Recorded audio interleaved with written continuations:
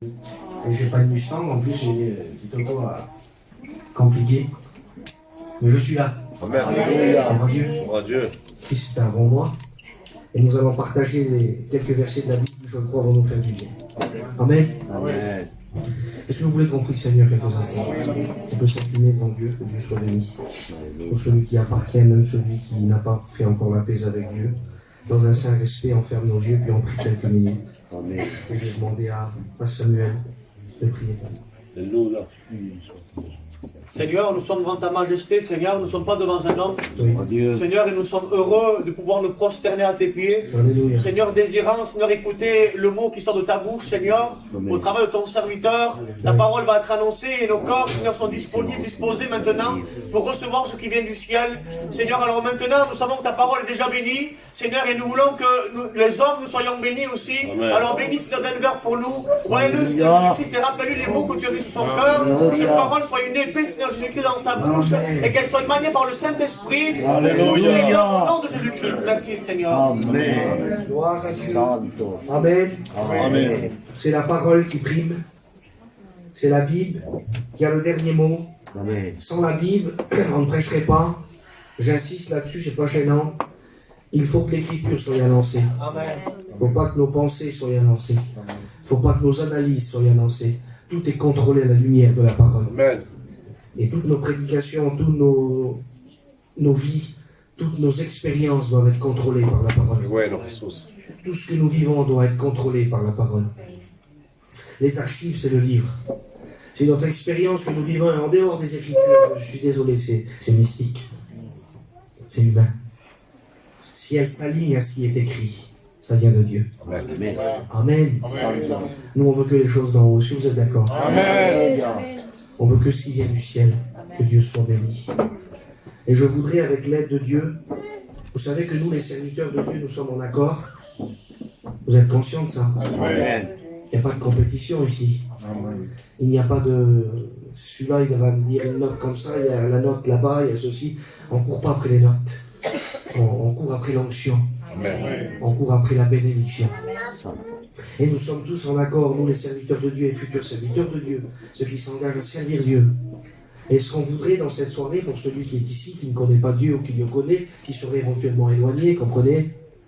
Ce qu'on voudrait, c'est faire comme ces 4 hommes ont fait dans la Bible. Rappelez-vous ce paralytique. Il y a eu 4 messieurs qui sont mis en accord. Et ils ont décidé, allez, on va le prendre. On va le prendre et on va l'amener devant Jésus. On dit Amen. Amen. Alors je dirai à Samuel, Samuel, viens avec moi, on va prendre la corde. Alors Antoine, les futurs serviteurs de Dieu qui sont là, mes frères, venez les garçons, on va amener le paralytique devant. Amen. Gloire à Dieu. Et eux, ah ben, ils sont d'accord avec moi. Et moi, je suis d'accord avec eux. Et 100% je fais confiance. Et avant de partir comme ça, Samuel il se retourne, il dit Denver, attends une minute, on va prendre une corde. Pourquoi tu veux prendre une corde? La porte, elle est là. C'est bien heureux, mais des fois, tu sais pas. À tout moment, il faut apporter autre chose. Il faut qu'on soit équipé. Bueno, Jesús. Je te fais confiance, Samuel, prends la corde. L'autre, il va prendre un couteau, l'autre, il va prendre des affaires, et on y va. Que Dieu soit béni. Comprenez que le but, c'est la bénédiction. On dit Amen. Amen. Allez, on y va. Puis on arrive et il y a là, dit la Bible, une multitude de personnes. C'est bloqué. On ne peut pas rentrer. Le paralytique, il est là, imaginez-le un petit peu lui. Lui, son seul désir et son souhait, c'est d'être guéri. Lui, il veut être guéri. Et les 4 messieurs, ils sont d'accord aussi. Il y a une unité parfaite, que Dieu soit béni. Et il arrive devant, mais voilà, lui, il ne voit pas, il est allongé. Il est sur son lit, il est malade, il est blessé. La vie ne lui a pas fait de cadeau. Il ne voit pas ce qui se passe devant. Et les 4, nous, on se regarde. Samuel, il me regarde, Antoine, il me regarde. Et on regarde un petit peu, on dit, c'est bloqué, comment on va faire? Puis on se comprend vite fait.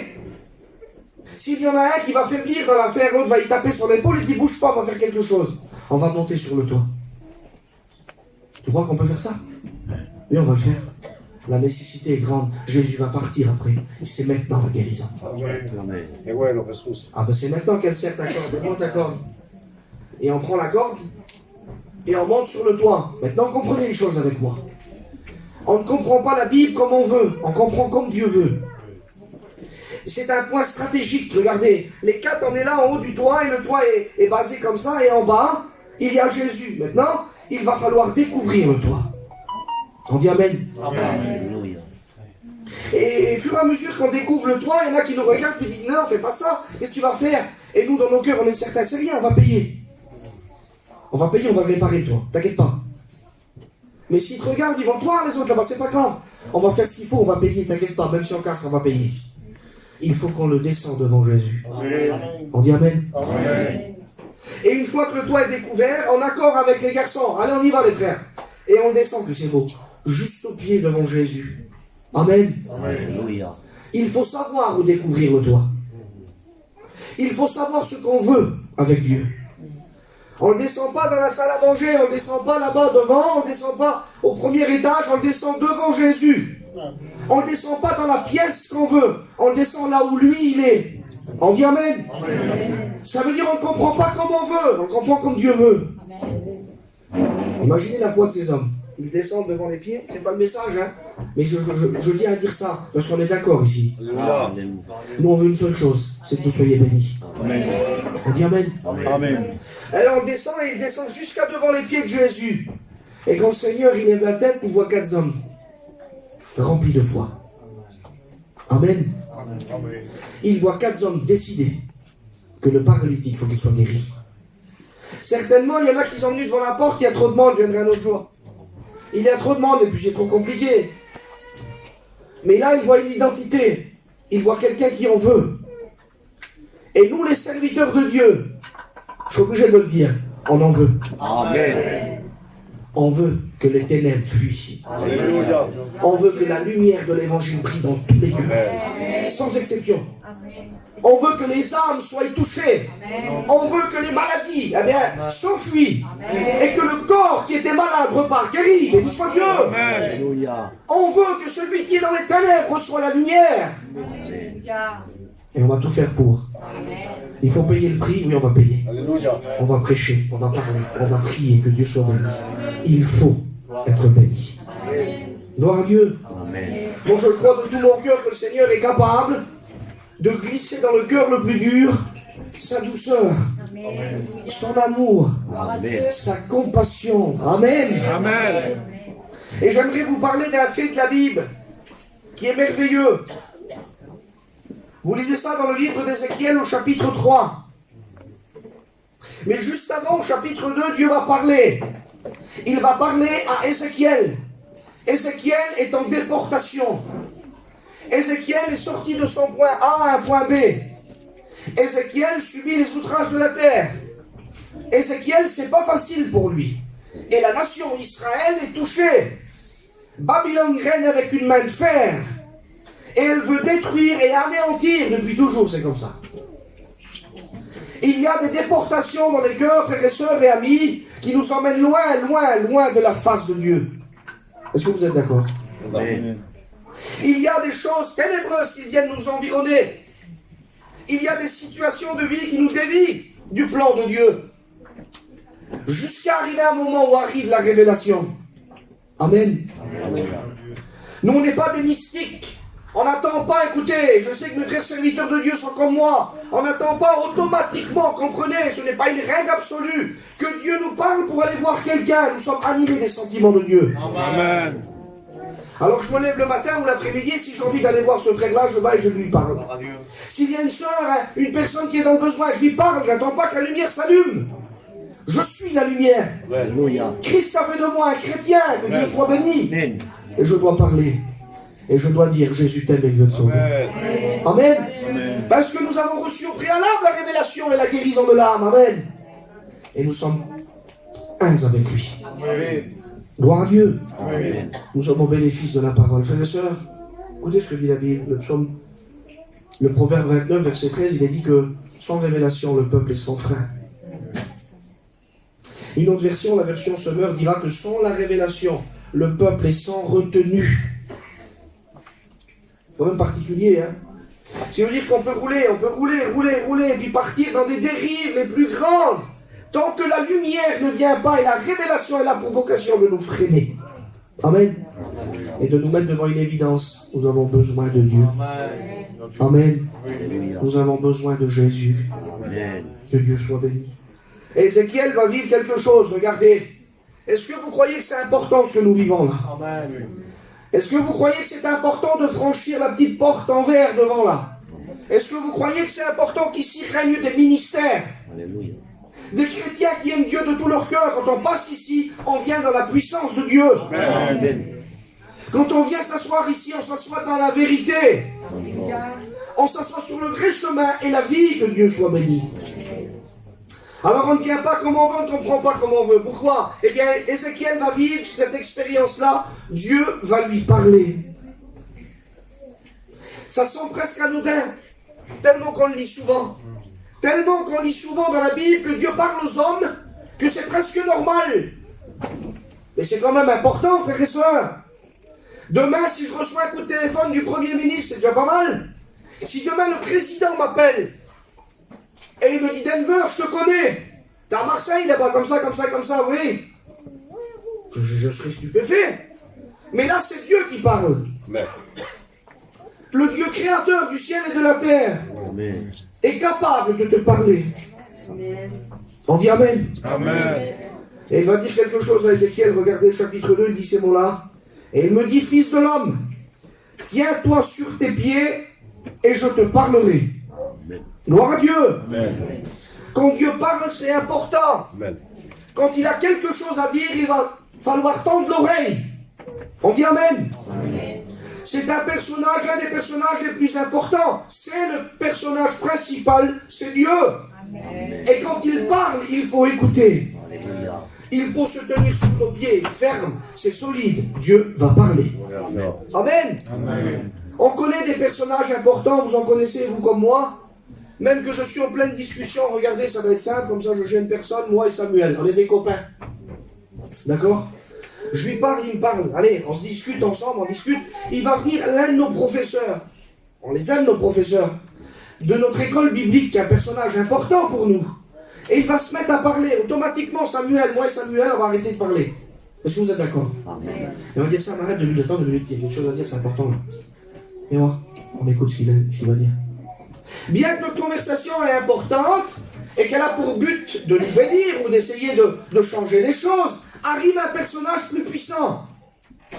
Il va falloir se taire et écouter. Amen. Est-ce que vous êtes d'accord? Amen. Eh bien, je voudrais me taire. Je voudrais m'arrêter, ne plus parler, et qu'on ne me voit pas à moi, mais qu'ainsi parle l'Éternel. Tiens-toi sur tes pieds, je vais te parler. Alléluia. Reçois ce message comme étant venu de Dieu. Reçois cette lumière comme étant venue de Dieu. Parce que moi, je ne te connais pas. Et moi, ce n'est pas nécessaire que je te parle. Mais je te promets que Dieu veut te parler. Est-ce que tu es prêt? Alors tiens-toi sur tes pieds. Que Dieu soit béni. Parce que la lumière arrive. Amen.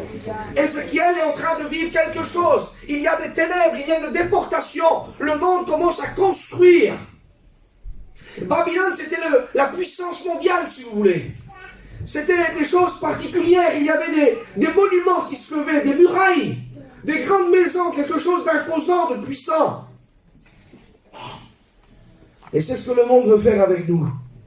Il veut nous imposer sa puissance, ses constructions. Et si on regarde dans nos cœurs, vous allez comprendre, j'y arrive. On regarde dans nos cœurs.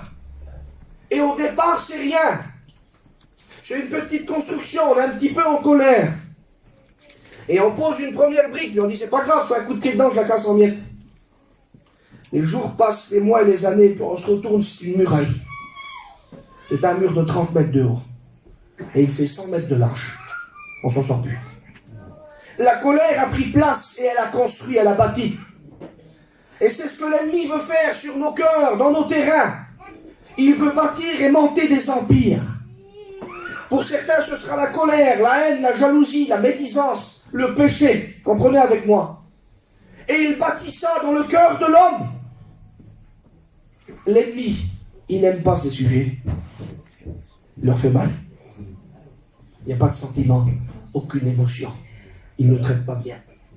C'est une mise à mort. Et Ézéchiel va recevoir quelque chose, que Dieu soit béni. Et lui dit ces mots-là. Tiens-toi sur tes pieds, je te parlerai. Dès qu'il m'eut adressé ces mots, l'Esprit entra en moi et il me fit tenir sur mes pieds. Et j'entendis celui qui me parlait. Alléluia. Amen. Il faut que l'Esprit vienne et il communique à nos cœurs que ce que la Bible dit, c'est vrai. Que nous avons besoin de nous tenir fermes sur nos pieds devant Dieu. Parce qu'il va parler. Amen. Et l'Esprit entra en moi et c'est lui qui me tient sur mes pieds. Alléluia. Je crois que l'action du Saint-Esprit est parmi nous. Sans prétention, sans bruit, sans émotion, l'action de l'Esprit est parmi nous. Et elle est capable de dire à ton cœur, écoute bien, tiens-toi sur tes pieds, je vais te parler. Fais bien attention, ne pars pas d'ici sans m'avoir écouté. J'ai des choses à te dire.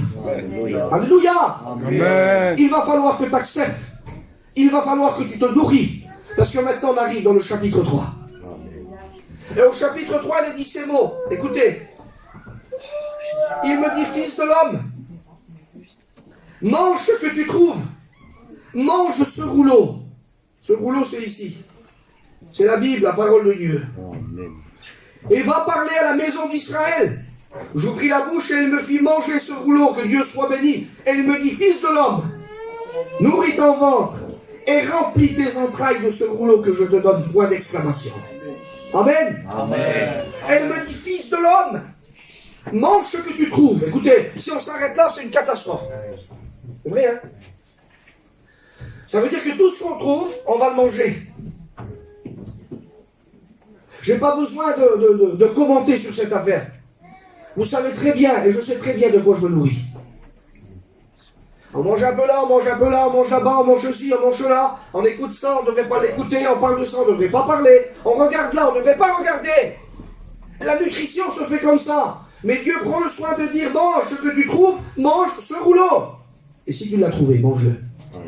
Ça veut dire ça. Mange ce que tu trouves. Qu'est-ce que tu as trouvé? J'ai trouvé la Bible. C'est ça qu'il faut que tu manges. Amen. Amen. C'est ça qu'il faut que tu te nourris. Ah d'accord, qu'est-ce qui se passe ensuite? Parce que c'est quand même particulier. Hein? Il lui dit ces mots-là. Nourris ton ventre. Remplis tes entrailles. Je le mangeai. Il fut dans ma bouche doux comme du miel. Et il me dit, fils de l'homme, va vers la maison d'Israël et dis-leur mes paroles. Amen. Amen. Je me nourris.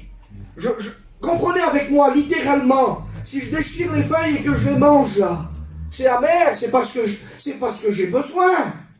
Sur le plan de Dieu, c'est ce que j'ai besoin. Comprenez? Littéralement, c'est pas ce que ça veut dire. C'est spirituel l'affaire. Il va falloir manger la parole de Dieu. Alléluia. Et on est bien positionné pour manger. On mange assis. Alors assis-toi, reste bien calme. Écoute la parole, Dieu va te parler. Amen. Sois prêt à te nourrir de ce qui est écrit. Alléluia. Amen. Sois prêt à te nourrir de ce qui est écrit. Et il faut que la parole de Dieu soit acceptée, qu'elle descende dans nos entrailles. Béni soit Dieu. Amen. Et j'ai voulu regarder. Je dis, Seigneur, pourquoi tu veux ça? Pourquoi tu veux que les entrailles soient touchées? Vous voulez que je vous donne la signification? Amen. En hébreu, ça veut dire ça. Émotion, tendresse, détresse, amour et cœur. Amen. C'est l'image des entrailles. Et Dieu est en train de dire à Ézéchiel pour qu'il prononce les paroles de Dieu. Alléluia. Pour que le peuple soit réceptif. Il lui dit ces mots-là, Ézéchiel, il faut que ton cœur soit rempli du rouleau. Il faut que les émotions, tes émotions, ta vie adamique et humaine soient remplies de la présence de Dieu. Il faut que même dans la détresse, ton amour ne change pas. Ta compassion ne change pas. Il faut que le rouleau pénètre les entrailles. Béni soit Dieu. Qu'il descende dans nos cœurs. Alléluia. C'est ainsi que nous aimons la parole de Dieu. Ézéchiel, remplis tes entrailles. Remplis ton cœur. Amen. Remplis ton cœur de la parole de Dieu. Amen. Je vous donne une autre image, vous voulez? Amen. Et c'est là qu'en regardant ça, je dis, Seigneur, ah d'accord, c'est pour ça que tu veux qu'elle descende dans nos entrailles. La signification grecque de cette affaire, ça veut dire ça. Une secousse, une tempête et un tremblement de terre.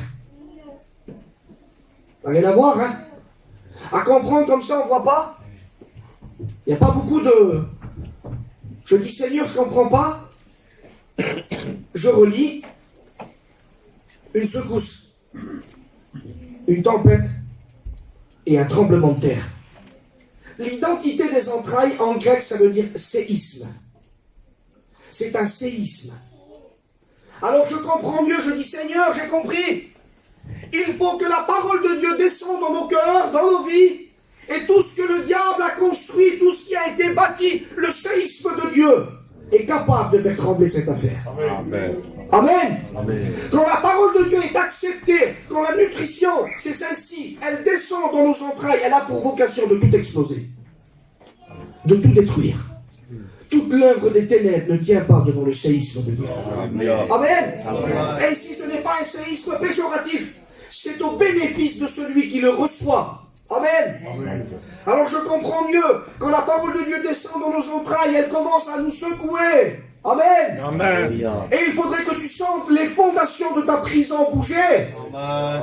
Ensuite, derrière cette affaire arrive une grande tempête, un tourbillon, qui va déloger, déceler, que Dieu soit béni, tout ce que l'ennemi a cimenté, tout ce que Babylone a déporté, jusqu'à la fin, arrivera le tremblement de terre. Amen. C'est le séisme, comprenez qu'un séisme commence, on ne le voit pas, c'est à l'intérieur. C'est sous terre que le séisme commence. Et j'aimerais dire ces mots-là, que le séisme de Dieu n'a pas pour vocation de nous faire pleurer, mais le séisme de Dieu touche nos cœurs, touche à l'intérieur, l'invisible, ce que l'homme ne voit pas, ce que la compagne, ce que le compagnon ne connaît pas. C'est à l'intérieur que Dieu doit tout bouleverser. Ézéchiel, nourris tes entrailles. Le séisme arrive. Et si tu le veux, il va falloir accepter la parole de Dieu. Et quand tu accepteras la parole de Dieu, le tremblement de terre arrive. On dit Amen. Je vous rappelle un fait, Actes des Apôtres, chapitre 16. Il y a un homme qu'on appelle Paul, avec lui Silas. Ils sont mis en prison. Vous vous rappelez cette affaire? Parce qu'ils proclament la parole de Dieu. Tout à l'heure, nous avons dit qu'on est ensemble et on continuera malgré tout. Amen. Ils sont mis à l'écart et en prison, frappés, injuriés. Et on va les renfermer. Mais ils vont continuer. La parole de l'Éternel est descendue dans leurs entrailles. Amen. Ils sont scellés par Dieu. Ils ne bougeront pas. Eux, ce qu'ils font dans la prison, ils chantent des cantiques. Ils louent Dieu. Il va se passer un fait merveilleux. Et la Bible dit ces mots. Et tout à coup, arriva un tremblement de terre. On dit Amen. Et le tremblement de terre a eu pour vocation, comprenez, il n'y a aucune vie qui a été touchée. Seulement les prisons ont été détruites. Les chaînes, dit la Bible, ont tombé. Les fers ont tombé. Les prisons, les portes ont éclaté. Amen. Et les hommes étaient libres. Parce que le séisme de Dieu était arrivé. Le grand tremblement de terre était rentré dans ce cœur-là. Et les hommes ont été libérés. On dit Amen. Je ne veux pas être lent avec vous. Je voudrais qu'on ferme nos yeux. Vous savez que ce n'est pas à force de parole, mais c'est une démonstration de l'esprit. Vous savez que ce n'est pas besoin d'être un théologien, pas besoin d'avoir des mots spéciaux et magiques, ça n'existe pas. Il faut que l'action du Saint-Esprit travaille nos cœurs. Il faut que Dieu soit d'accord avec ce que nous faisons. Et Dieu est d'accord. Il veut libérer le captif, rendre libre l'opprimé, briser le lien de la servitude.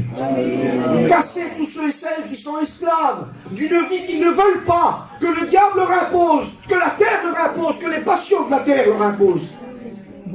Et qui ne sont pas d'accord. Bien, ce soir, on a compris qu'il nous faut le séisme de Dieu. Et je vous rappelle maintenant un sujet, je voudrais qu'on prie le Seigneur, s'il vous plaît. Je voudrais qu'on ferme nos yeux et qu'on image quelques instants. Venez avec moi, on va à Golgotha. Venez avec moi quelques petites minutes, on va sur la montagne appelée Golgotha. Et on se rappelle d'un fait merveilleux, que Dieu soit béni. Oui, Seigneur.